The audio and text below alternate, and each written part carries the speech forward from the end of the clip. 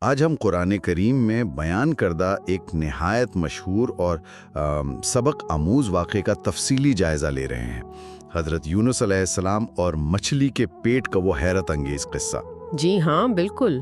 یہ واقعہ ہمیں قرآن مجید کے مختلف صورتوں میں ملتا ہے، جیسے سورۃ الصافات، سورۃ الانبیاء اور سورۃ یونس میں بھی۔ جی بالکل۔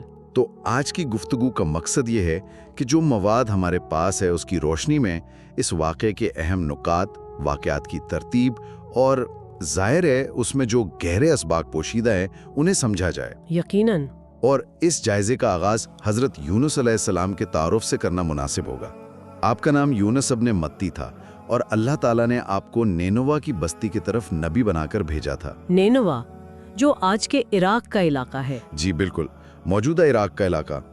اور نینوا کے لوگ، جیسا کہ ہمیں معلوم ہے، اس وقت شرک اور بت پرستی میں آپ کے لیے گم تھے۔ ہاں جی، وہ ایک اللہ کو چھوڑ کر خود ساختہ معبودوں کی پوجا کرتے تھے۔ تو اسی پس منظر میں اللہ تعالیٰ نے حضرت یونس علیہ السلام کو حکم دیا کہ وہ اپنی قوم کو توحید کی دعوت دیں، یعنی صرف ایک اللہ کی بندگی کی طرف بلائیں۔ جی، اب دیکھتے ہیں کہ اس دعوت کا ان کی قوم پر کیا اثر ہوا۔ حضرت یونس علیہ السلام نے ظاہر اللہ کا پیغام پہنچایا، انہیں بار بار سمجھایا۔ اور یہ کوئی مختصر کوشش نہیں تھی، بلکہ آپ نے سالوں تک بڑے صبر و تحمل کے ساتھ انہیں دعوت دی۔ جی ہاں، یہ انبیاء کی سنت رہی ہے، وہ انتہائی صبر و استقامت سے اپنی ذمہ داری نبھاتے ہیں۔ لیکن نینوا کی قوم کا رویہ کیا تھا؟ ہاں، وہ اہم ہے۔ وہ مسلسل انکار کرتے رہے، حق بات کا مذاق اڑاتے رہے اور اسے قبول کرنے کو بالکل تیار نہیں تھے۔ ان کا رویہ انتہائی، جسے کہتے ہیں نا، ڈھٹائی پر مبنی تھا۔ بالکل۔ اس مسلسل انکار اور تمسخر کا نتیجہ پھر یہ نکلا کہ حضرت یونس ایک انسانی سطح پر اپنی قوم سے مایوس اور دل برداشتہ ہو گئے۔ جی، ظاہر ہے سالہ سال کی محنت جب رائیگاں جاتی نظر آئے تو بنتا ہے۔ تو حضرت یونس علیہ السلام کا ناراض ہونا ایک فطری انسانی رد عمل تھا، لیکن اس کے بعد جو قدم انہوں نے اٹھایا وہ کہانی میں ایک اہم موڑ ثابت ہوا۔ اپنی قوم کی ہٹ دھرمی سے تنگ آ کر اور ان سے شدید ناراض ہو کر بالکل۔ حضرت یونس علیہ السلام نے بالآخر فیصلہ کیا کہ وہ اس بستی کو چھوڑ کر کہیں اور چلے جائیں گے۔ ہاں، لیکن یہاں ایک انتہائی اہم نقطہ ہے سمجھنے کا، جی، کہ یہ فیصلہ انہوں نے اپنی طرف سے کیا تھا۔ بالکل۔ اللہ تعالیٰ کی طرف سے واضح حکم آنے کا انہوں نے انتظار نہیں کیا۔ بالکل، اور یہ بہت نازک معاملہ ہے۔ انبیاء کرام اللہ کے نمائندے ہوتے ہیں، ان کا ہر قدم وحی الہی کے تابع ہوتا ہے۔ صحیح۔ تو اللہ تعالیٰ کے واضح اذن کے بغیر اپنی ذمہ داری کا مقام چھوڑ دینا، چاہے حالات کتنے ہی ناموافق کیوں نہ ہوں، اللہ کے نزدیک ایک، آپ کہہ لیں، لغزش شمار ہوئی۔ اچھا۔ یہ دراصل ان کے لیے ایک امتحان تھا کہ وہ کس حد تک اللہ کے حکم پر قائم رہتے ہیں۔ تو گویا یہ جذبات اور مایوسی کے عالم میں اٹھایا گیا قدم تھا۔ جی، جس کے نتائج پھر آگے چل کر ظاہر ہوئے۔ اس سے یہ سبق ملتا ہے کہ انتہائی کٹھن حالات میں بھی، خاص طور پر جب آپ کسی بڑی ذمہ داری پر ہوں، ذاتی جذبات یا اندازوں کی بجائے اللہ کے حکم اور ہدایت کا انتظار کرنا کتنا ضروری ہے۔ بالکل۔ حضرت یونس علیہ السلام کا یہ عمل ہمیں وحی اور الہی اجازت کی اہمیت کا احساس دلاتا ہے۔ تو خیر، شہر چھوڑنے کے بعد حضرت یونس سفر کرتے ہوئے سمندر کے کنارے پہنچے۔ جی۔ اور وہاں ایک بھری ہوئی کشتی میں سوار ہو گئے۔ شاید وہ اس قوم سے دور جانا چاہتے تھے جس نے ان کی بات نہیں مانی تھی۔ لیکن سمندر کا سفر بھی آسان ثابت نہیں ہوا۔ کشتی جب گہرے پانی میں پہنچی تو اچانک ایک شدید طوفان نے اسے آ لیا۔ موجیں بلند ہونے لگیں اور یوں محسوس ہونے لگا کہ کشتی اب ڈوب جائے گی، خاص طور پر اس لیے کہ وہ مسافروں اور سامان سے۔ اس زمانے میں یہ رواج تھا کہ اگر سمندری سفر میں کشتی بوجھ کی وجہ سے ڈوبنے لگے تو وہ قرآن اندازی کرتے تھے۔ جی ہاں، قرآن اندازی کے ذریعے کسی ایک شخص کو سمندر میں پھینک دیا جاتا تھا تاکہ باقی لوگوں کی جان بچ سکے۔ تو کشتی والوں نے بھی یہی طریقہ اختیار کرنے کا فیصلہ کیا۔ اور یہ قرآن اندازی بھی کوئی عام واقعہ نہیں تھی۔ جب پہلی بار قرآن ڈالا گیا تو حضرت یونس کا نام نکلا۔ اچھا۔ کشتی والوں کو حیرت ہوئی کہ یہ نیک صورت، پرہیزگار نظر آنے والا شخص کیسے اس قرآن کا مستحق ہو سکتا ہے۔ ہاں، یہ تو عجیب بات ہے۔ انہوں نے دوبارہ قرآن ڈالا، لیکن پھر انہی کا نام نکلا۔ تیسری بار بھی نتیجہ وہی رہا۔ یہ تو یقیناً اللہ کی طرف سے کسی منصوبے کا حصہ لگتا ہے۔ بلا شبہ یہ ظاہر کرتا ہے کہ جو کچھ ہو رہا تھا وہ محض اتفاق نہیں تھا، یہ اللہ کی تقدیر تھی جو اپنا راستہ بنا رہی تھی۔ تو آخر کار کشتی والوں نے اپنے رواج اور قرآن کے فیصلے کے مطابق جی حضرت یونس کو سمندر میں پھینک دیا، اور جیسے ہی انہیں سمندر کی بے رحم موجوں کے سپرد کیا گیا، وہیں اللہ کی قدرت کا ایک عظیم معجزہ ظاہر ہوا۔ کیا ہوا؟ ایک بہت بڑی مچھلی اللہ کے حکم سے وہاں نمودار ہوئی اور اس نے حضرت یونس کو زندہ نگل لیا۔ زندہ؟ یہ نقطہ بہت اہم ہے۔ ہاں، زندہ۔ یعنی اللہ تعالیٰ نے مچھلی کو حکم دیا تھا کہ وہ انہیں اپنی خوراک نہ بنائے، ان کا گوشت نہ نوچے، ان کی ہڈی نہ توڑے، بالکل، بلکہ انہیں اپنے پیٹ میں محفوظ رکھے۔ یہ قید تو تھی مگر اللہ کی حفاظت میں تھی۔ مچھلی کا پیٹ، اس کا تصور کرنا بھی مطلب کیسا ہوگا وہ؟ قرآن کریم اور روایات میں اس کیفیت کو بیان کیا گیا ہے اندھیروں میں۔ اندھیروں میں؟ یہ ایک اندھیرا نہیں تھا بلکہ تہہ در تہہ اندھیرے تھے۔ ایک تو رات کا اندھیرا، ہاں، دوسرا گہرے سمندر کی تہہ کا اندھیرا، ٹھیک، اور تیسرا خود مچھلی کے پیٹ کا اندھیرا۔ اللہ اکبر۔ روشنی کا شائبہ تک نہ تھا، ہوا محدود تھی اور ہر طرف وہ لیزدار مادہ۔ یہ ایک ایسی قید تھی جو انسانی تصور سے باہر ہے۔ اس شدید تاریکی، تنہائی اور بے بسی کے عالم میں حضرت یونس علیہ السلام پر کیا گزری ہوگی؟ یہی وہ لمحہ تھا جب انہیں اپنی غلطی کا پورے شدت سے احساس ہوا۔ انہیں سمجھ آیا کہ انہوں نے اللہ کے حکم کا انتظار نہ کر کے اپنی قوم کو مایوسی میں چھوڑ کر جلدی کی تھی۔ انہیں اندازہ ہو گیا کہ یہ آزمائش ان کی اسی لغزش کا نتیجہ ہے۔ جی ہاں، اس گہری تاریکی میں جہاں کوئی انسان مدد کو نہیں آ سکتا تھا، ان کی امید صرف اللہ کی ذات تھی۔ اور اسی کیفیت میں انہوں نے وہ مشہور دعا کی جو آج بھی لاکھوں مسلمان مشکل وقت میں پڑھتے ہیں۔ جی ہاں، وہ دعا جو سورۃ الانبیاء میں مذکور ہے، لا الہ الا انت سبحانک انی کنت من الظالمین، یعنی تیرے سوا کوئی معبود نہیں، تو پاک ہے، بے شک میں ہی قصورواروں میں سے ہوں۔ اس دعا کے الفاظ پر غور کریں تو یہ کتنی جامع ہے۔ بہت جامع۔ اس میں توحید کا اقرار ہے، لا الہ الا انت، اللہ کی پاکی اور ہر نقص سے مبرا ہونے کا بیان ہے، سبحانک، بالکل، اور پھر اپنی غلطی، اپنی کوتاہی کا مکمل اعتراف ہے، انی کنت من الظالمین۔ یہ صرف الفاظ نہیں تھے، یہ دل کی گہرائیوں سے نکلی ہوئی ایک پکار تھی۔ بالکل، مکمل عاجزی اور ندامت کا اظہار تھا۔ یہ اس بات کا اعتراف تھا کہ اللہ ہر حال میں صحیح ہے اور غلطی بندے سے ہوئی ہے۔ اور یہی وہ چیز تھی جو اللہ تعالیٰ کو پسند آئی۔ جی، قرآن کہتا ہے کہ اللہ نے ان کی پکار سن لی، ان کی دعا قبول فرمائی۔ یہ ہمیں سکھاتا ہے کہ مشکل کتنی ہی بڑی کیوں نہ ہو، اندھیرا کتنا ہی گہرا کیوں نہ ہو، ہاں، اگر انسان خلوص دل سے اپنی غلطی مان لے اور اللہ کی طرف رجوع کرے تو نجات کا راستہ ضرور نکلتا ہے۔ یقیناً، اور دعا کی قبولیت کا فوری نتیجہ نکلا۔ اللہ تعالیٰ نے مچھلی کو حکم دیا کہ وہ یونس علیہ السلام کو خشکی پر ایک چٹیل میدان میں اگل دے۔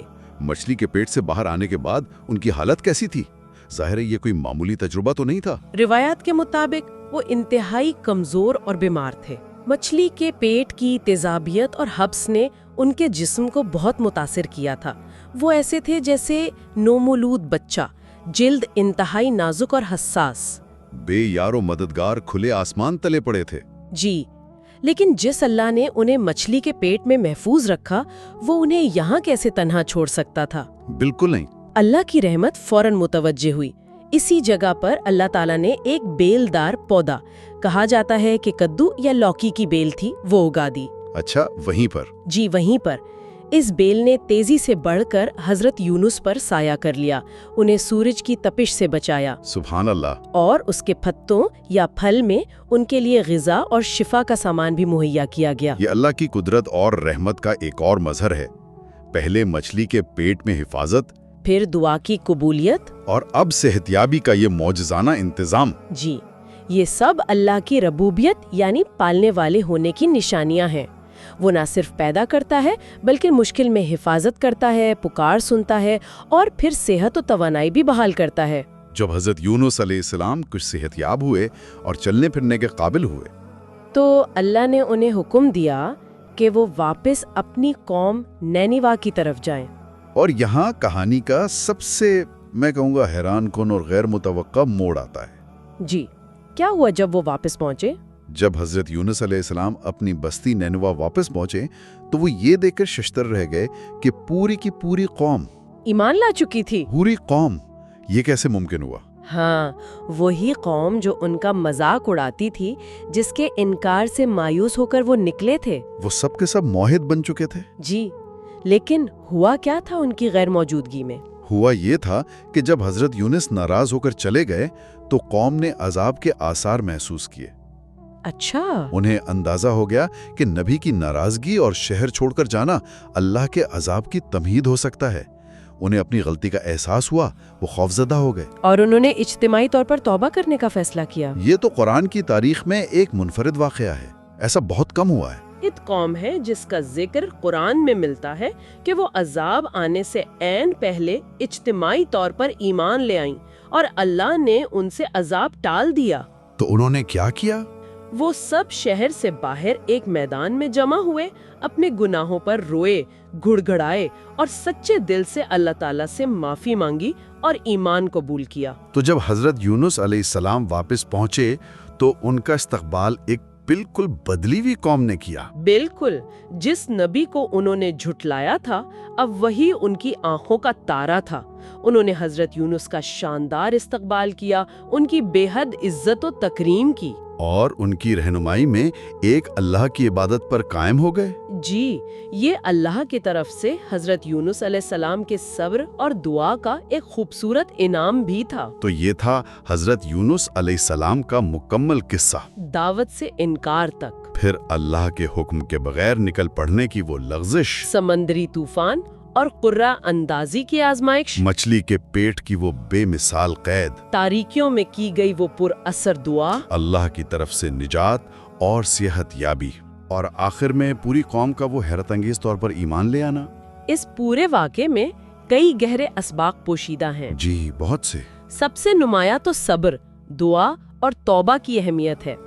حضرت یونس نے پہلے دعوت میں صبر کیا، پھر آزمائش پر صبر کیا، اور اللہ نے ان کے صبر کا بہترین پھل دیا۔ بالکل، اور ان کی دعا لا الہ الا انت سبحانک انی کنت من الظالمین، اس کی طاقت اور قبولیت کا تو خود اللہ تعالیٰ نے ذکر فرمایا ہے۔ جی، اسی لیے یہ دعا آج بھی دعائے کرب یعنی مشکل اور پریشانی کے وقت کی دعا کے طور پر جانی جاتی ہے۔ صحیح۔ اس میں اپنی کمزوری کا اعتراف اور اللہ کی عظمت کا اقرار ہے، جو دعا کی قبولیت کی کنجی ہے۔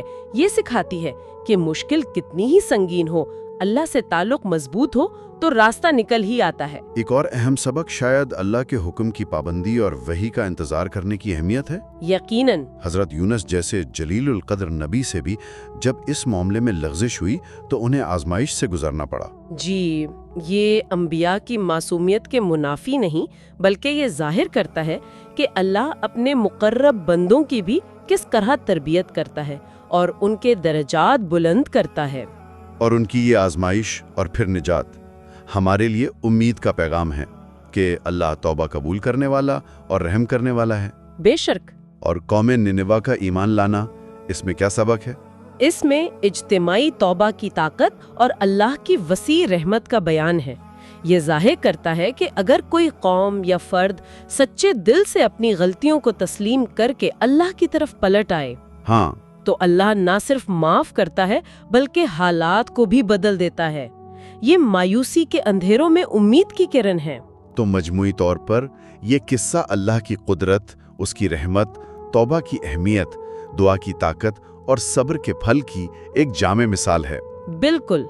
اور اس گفتگو کے اختتام پر ایک سوال ذہن میں آتا ہے غور و فکر کے لیے۔ جی فرمائیے۔ کہ ہم حضرت یونس علیہ السلام کی کہانی اور خاص طور پر مچھلی کے پیٹ میں ان کی کیفیت اور دعا، اور پھر نینوا کی قوم کی اجتماعی توبہ سے اپنی ذاتی اور اجتماعی زندگیوں کے لیے کیا عملی رہنمائی لے سکتے ہیں؟ گہری بات ہے۔ جب ہم زندگی کے اندھیروں میں گھر جائیں، چاہے وہ مایوسی ہو، ناکامی ہو یا گناہ کا احساس، تو حضرت یونس علیہ السلام کی طرح اپنی کوتاہی کا اعتراف کرتے ہوئے، اللہ کی پاکی بیان کرتے ہوئے اور مکمل یقین کے ساتھ اس کی طرف رجوع کرنے کا راستہ ہمیں کیا سکھاتا ہے؟ اور کیا قوموں کے زوال و عروج میں اجتماعی توبہ اور اصلاح کا کوئی کردار ہو سکتا ہے آج کے دور میں؟ یقیناً یہ نکات بہت غور طلب ہیں۔ حضرت یونس علیہ السلام کے اس اہم واقعے اور اس میں پوشیدہ گہرے اسباق پر آج کی یہ گفتگو یہیں ختم ہوتی ہے۔